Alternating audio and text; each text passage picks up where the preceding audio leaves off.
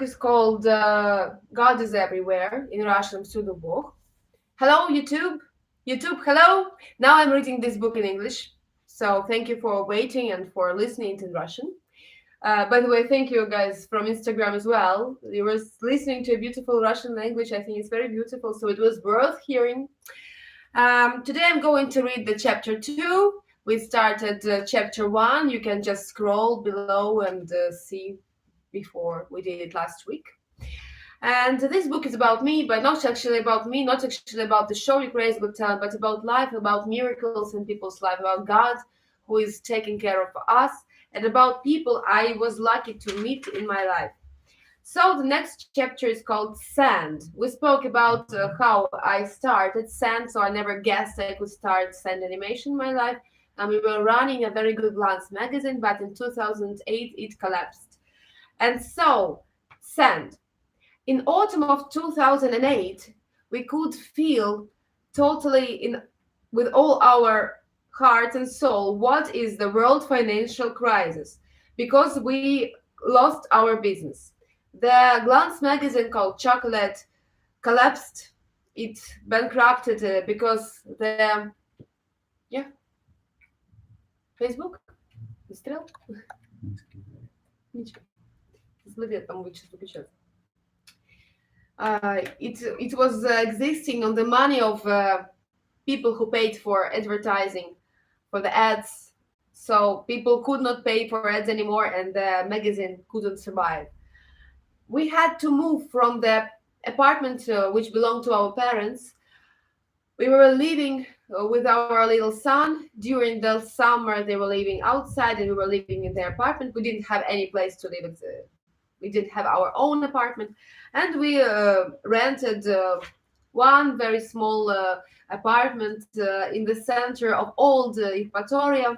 It was a nice, tiny flat with 3 rooms, like one going into another, and one was separate. The size of the rooms was like this, each of them, but it was so cute and so nice and so cozy. I really enjoyed the view from the window, which changed every day.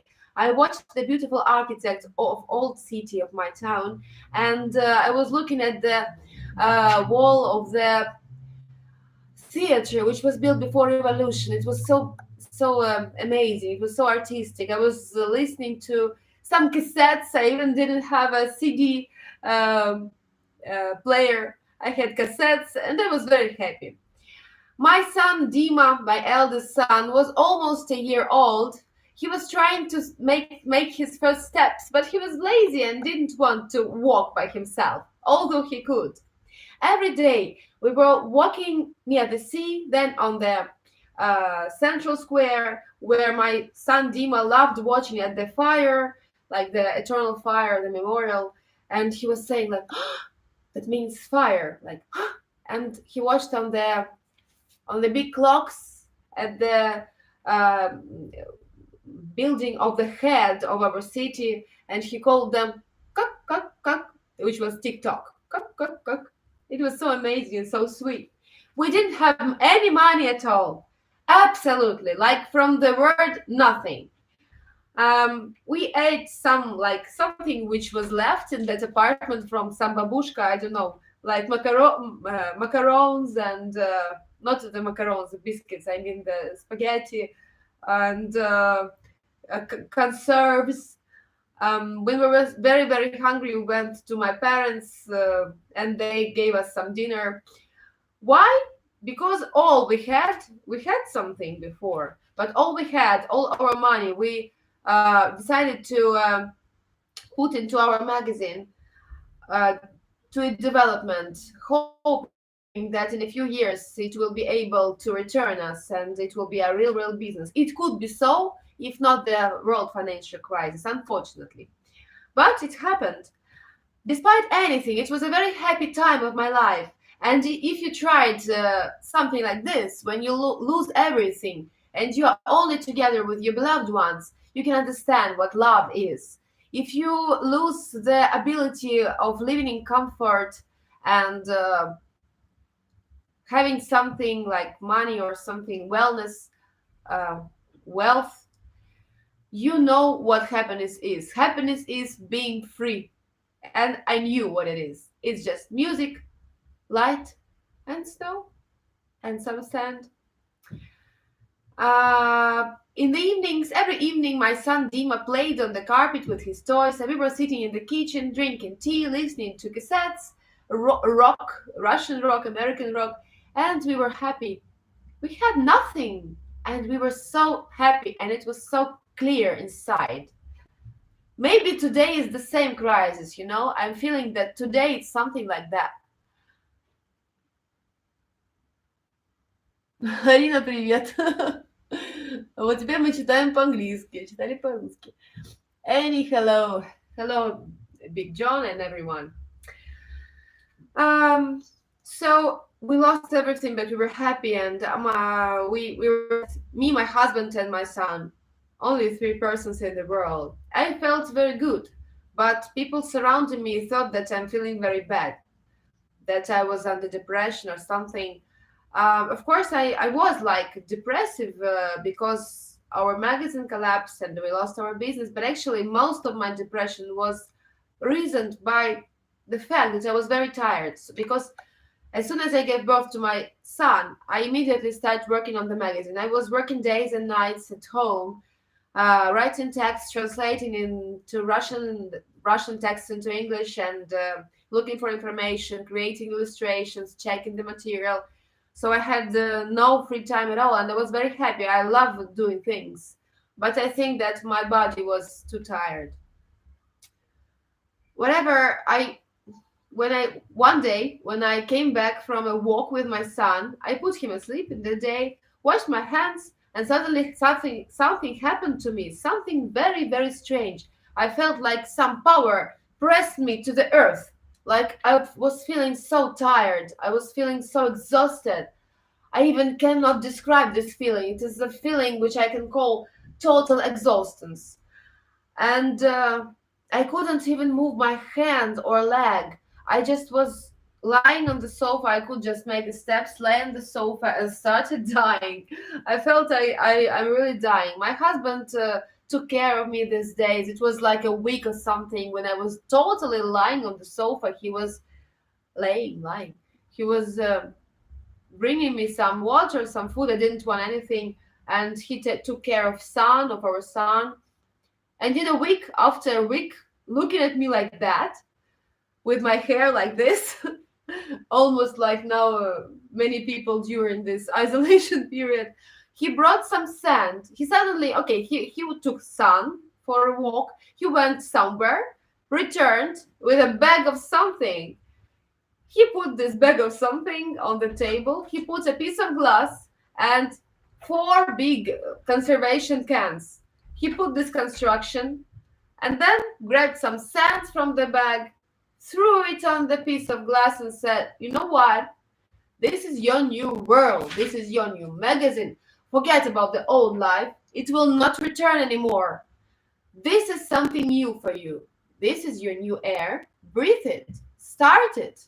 Don't be afraid."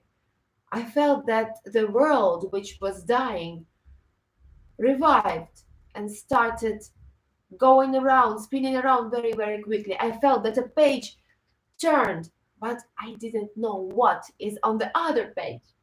It was a very strange world. I mean, sand. It lived totally its own life. I was spending hours and days and nights standing near this strange construction of cans from some conservation, of a piece of glass and a lot of sand. I was trying how to work with this material, this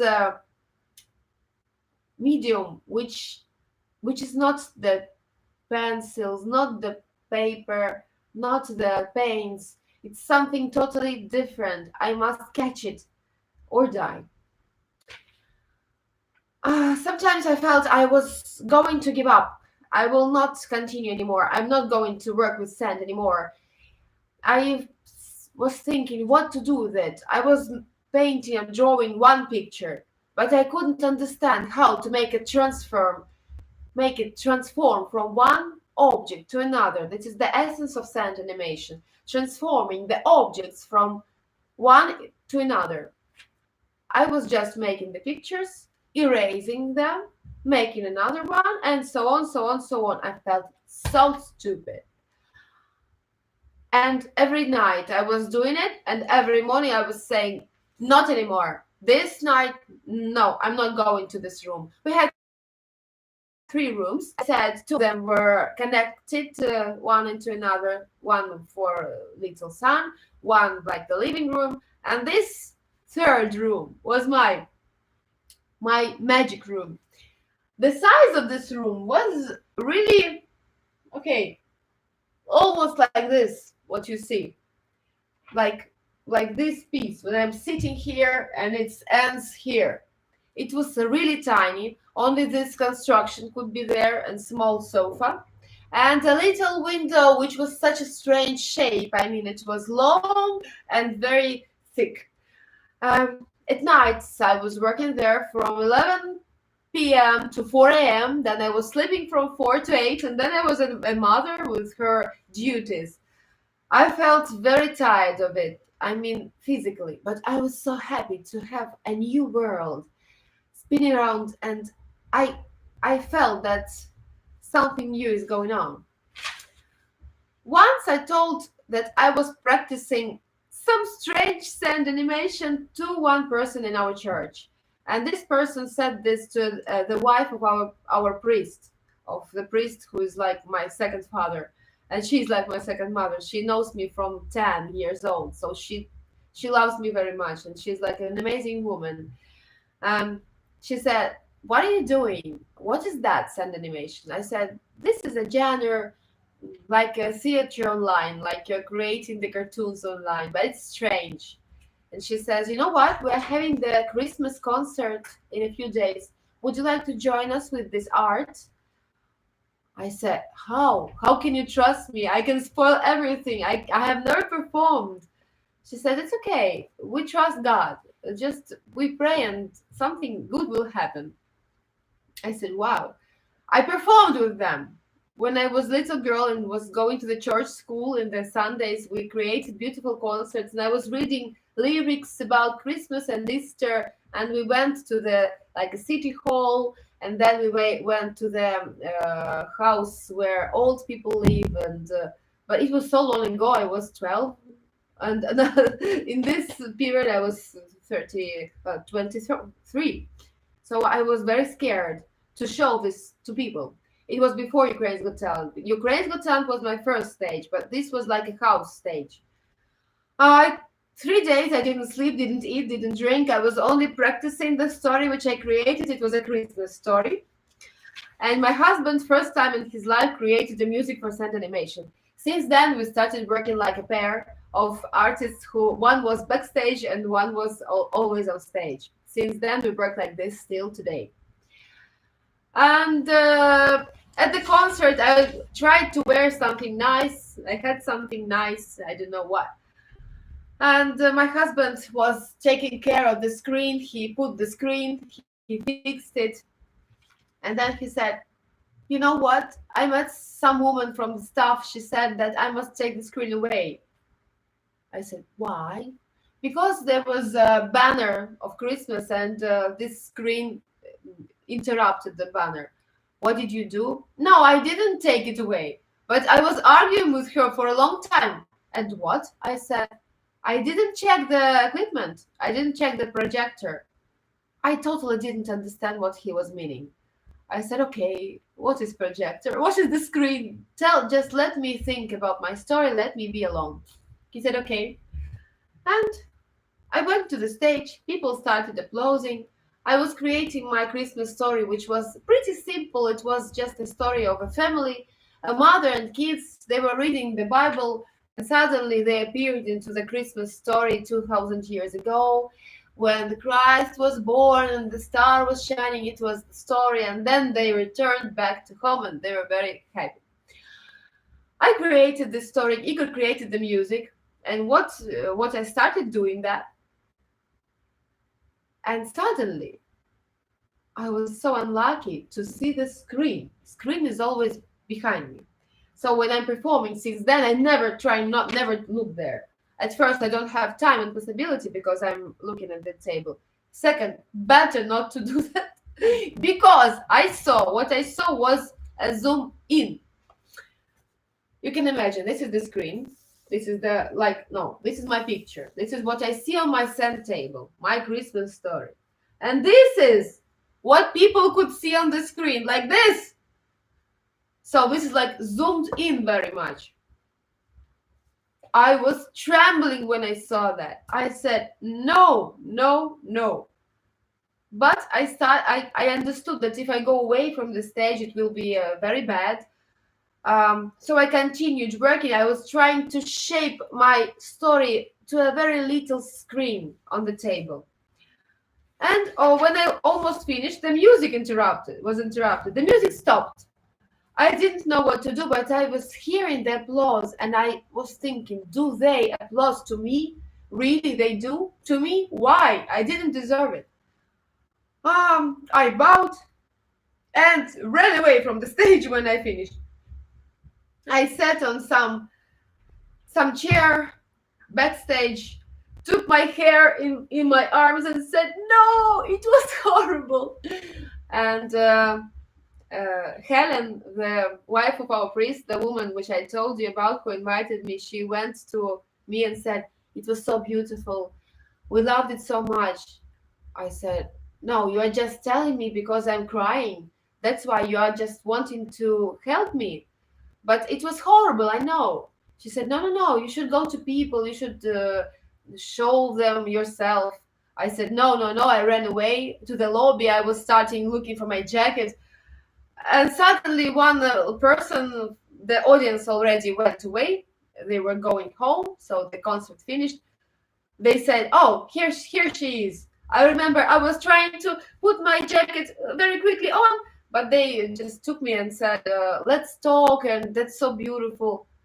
I said inside myself, okay, the people from my church, they're very kind, they love me. Of course, they sympathize me because it was horrible. And that's why they're saying it's beautiful, it's nice.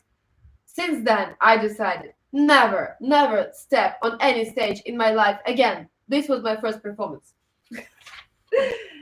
And then Ukraine's Got Talent was a real performance. Shall I read how it happened? Would you like some more?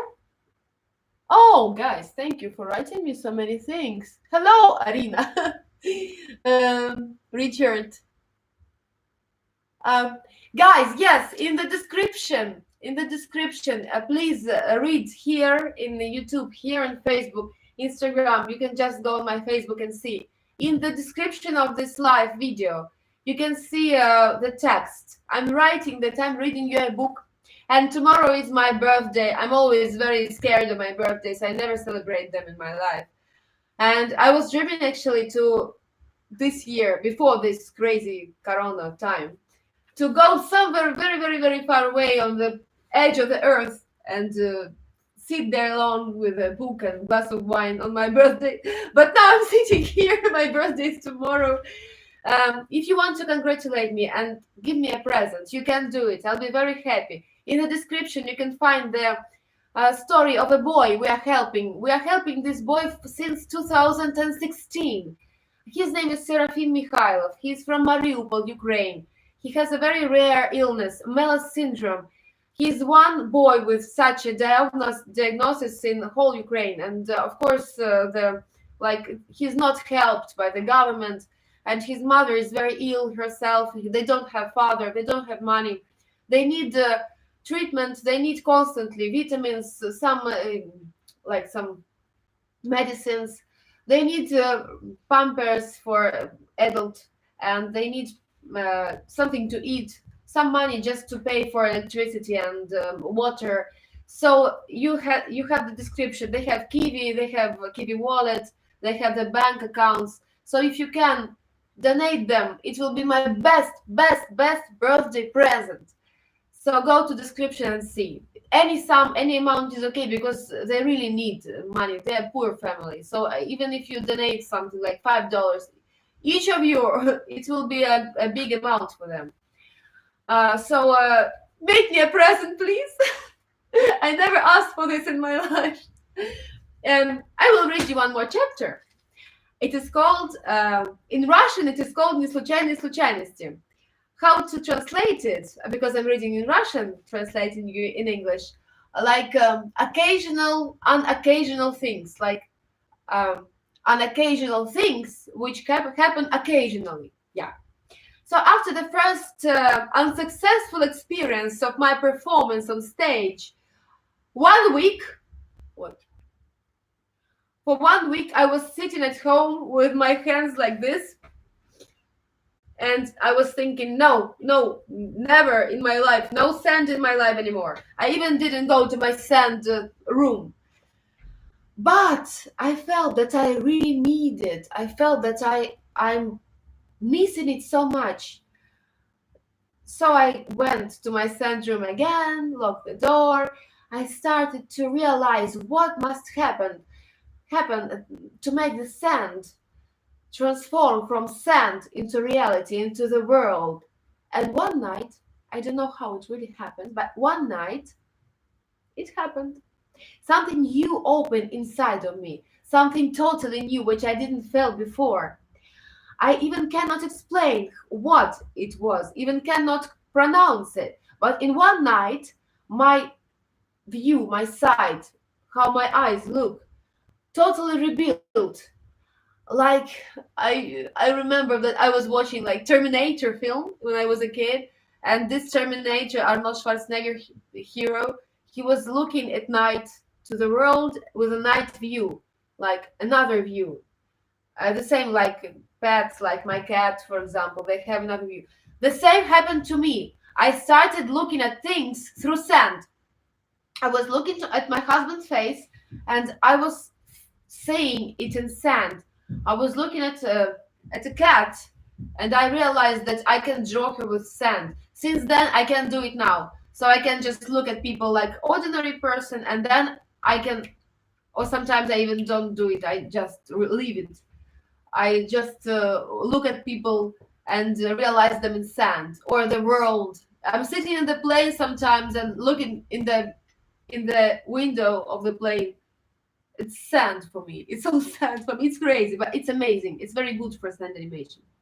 Since then, the things totally changed for me, and I could create new worlds. Like now, I felt that sand went, and I received the chance from God.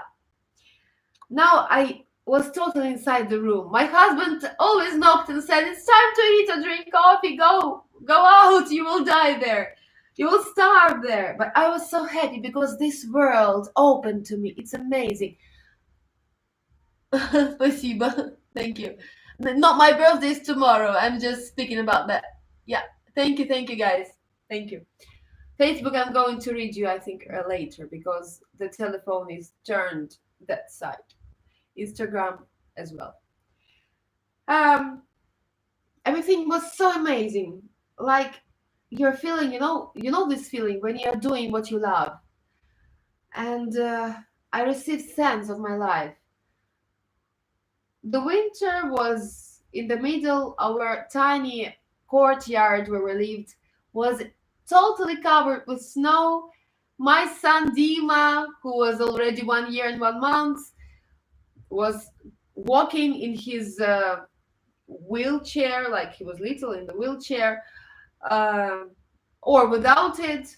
He was very proud of his new jacket, winter jacket. We didn't watch television at all. We had television at home, but we didn't switch it on. We just had a flash card.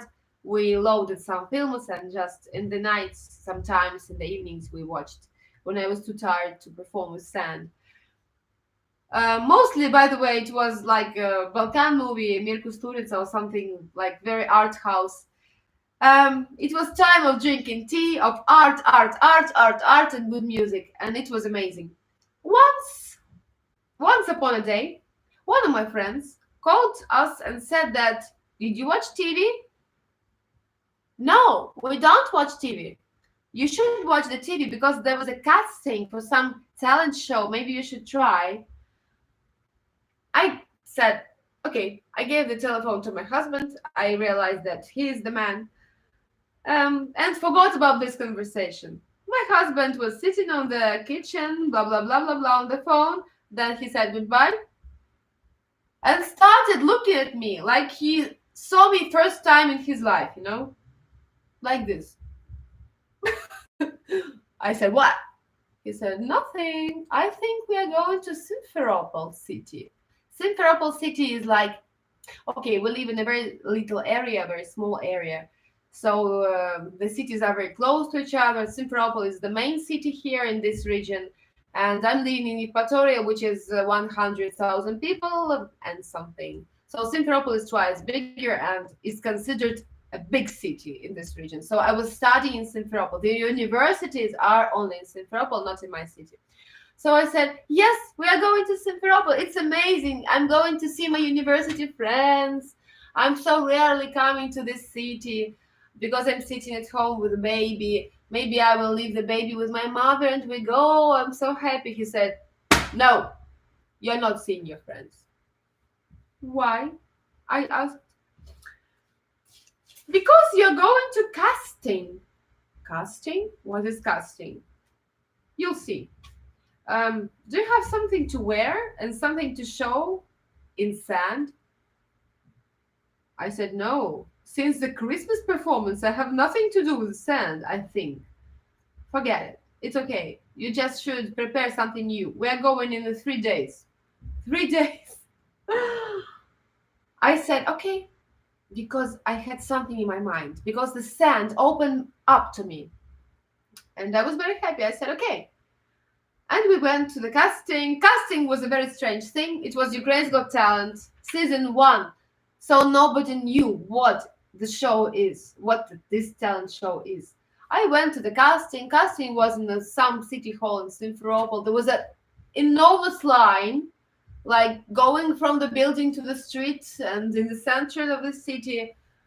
And I had a baby and I was still breathing him, like feeding him with my breast. And I felt that I must go home very quickly, if you know what I mean. And this big line. And I said, the last person, guys, would you please let me go before you? These were boys, like maybe dancers or something. They said, why? I said, if you were women, you could understand me, but now just believe me. And before them, there was an old lady standing. She said, why? I explained to her, and she said, she said, attention, please. Let this girl go without the line, because her breast is going to collapse. She has a lot of milk, and her baby is waiting for her at home. So let her go. I was blushing so much. I was so red. That was so horrible, but I didn't have to stand in the line. I even don't remember how I performed there. Like, it totally went away from my mind. I performed. They said, we write your name, surname, and then we'll call you if you go further, like it's normally done. I went back home, forgot about this casting, and especially I forgot about the fact that they can call me. So I was continue living my amazing life with Dima and with performing of sand for myself in my little room. But in 2 weeks, we received a call, which was said, like, the first casting is okay. You move further. You go to Odessa to the TV recordings. Oh, really? I do. How we go to Odessa? How can we leave Dima without us? First time for the whole day. I think the whole day and the whole night. We have to drive like 500 kilometers. Wow. My husband says, something will be okay. He always says, like, it will be okay. I even don't know how, but I realized that I found myself in Odessa. That was amazing. I have never been there before. My parents stayed with Dima. It was the first time I could totally sleep and devote to sleeping. So I was sitting on the back seat of the old van, which we had, with a pillow and some clothes to cover, and I was sleeping so sweetly. It was such a sweet sleep. Like all the 7 hours we were driving, it was an amazing sleep. And then we came to the casting. I performed again. I received 3 yes. Everybody applauded me and they said, "You're going to Kiev. Next step will be in Kiev, live performances. Please get ready." I was shocked. What would I do on the live performances? And especially with the fact that Kiev is situated 1,000 kilometers from my city, and the period of this live TV shows makes me stay in Kiev for 1.5 months. What to do with my son? Who will stay with him? Ah! I said to Igor, "I don't think we will go." He says, "Everything will be okay."